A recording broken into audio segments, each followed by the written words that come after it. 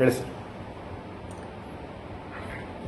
ನಾಡಿನ ಜನತೆಗೆ ಹೃದಯಪೂರ್ವಕ ನಮಸ್ಕಾರಗಳು.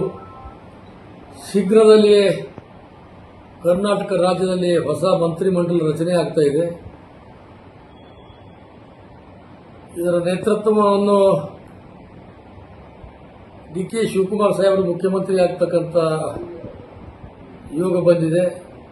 ಅವರ ಮಂತ್ರಿಮಂಡಲದಲ್ಲಿ ಈ ರಾಜ್ಯದ ಅತ್ಯಂತ ಪ್ರಭಾವಿ ರಾಜಕಾರಣಿ ಪ್ರಿಯಾಂಕ್ ಖರ್ಗೆಜಿಯವರು ನಮಗೆ ಅವರ ನಾಯಕತ್ವದಲ್ಲಿ ನಾವೆಲ್ಲ ಕೆಲಸ ಮಾಡ್ತಾ ಇದ್ದೀವಿ. ಅವರ ಪ್ರಭಾವಿ ನಾಯಕರು ವಿಶ್ವದ ದಾಖಲೆಯಲ್ಲಿ 9ನೇ ನಂಬರ್ದಲ್ಲಿ ಹೆಸರಿನ 9ನೇ ಪಟ್ಟಿಯಲ್ಲಿ ಅವರ ಹೆಸರು ಸೇರ್ಪಡೆಯಾಗಿದ್ದರಿಂದ ಅವರು ಮಾಡಿದಂಥ ಕೆಲಸಗಳಿಗೆ ಇದೊಂದು ಉತ್ತಮವಾದ ಸ್ಪಂದನೆ. ಐಟಿ-ಬಿಟಿ ಇರ್ಬೋದು, ಪಂಚಾಯತ್ ರಾಜ್ ಇರ್ಬೋದು, ಎಲ್ಲವೂ ಕೂಡ ರಾಜ್ಯದಲ್ಲೇ ಮೊಟ್ಟ ಮೊದಲೇ ಉತ್ತಮವಾದ ಕೆಲಸವನ್ನು ಮಾಡಿದಂಥ ಮಂತ್ರಿ ಎಂಬ ಪದವಿ ಪಡೆದಿದ್ದಾರೆ.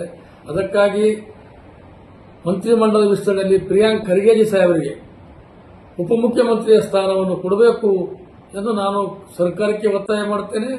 ಮತ್ತೆ ರಾಹುಲ್ ಗಾಂಧಿ ಅವರು ತಾಯಿ ಸೋನಿಯಾ ಗಾಂಧಿ ಅವರಿಗೆ ನಾನು ಒತ್ತಾಯ ಮಾಡ್ತೇನೆ. ಕರ್ನಾಟಕದ ಮುಖ್ಯಮಂತ್ರಿಗಳು ಕೂಡ ನಾನು ಒತ್ತಾಯ ಮಾಡ್ತೇನೆ.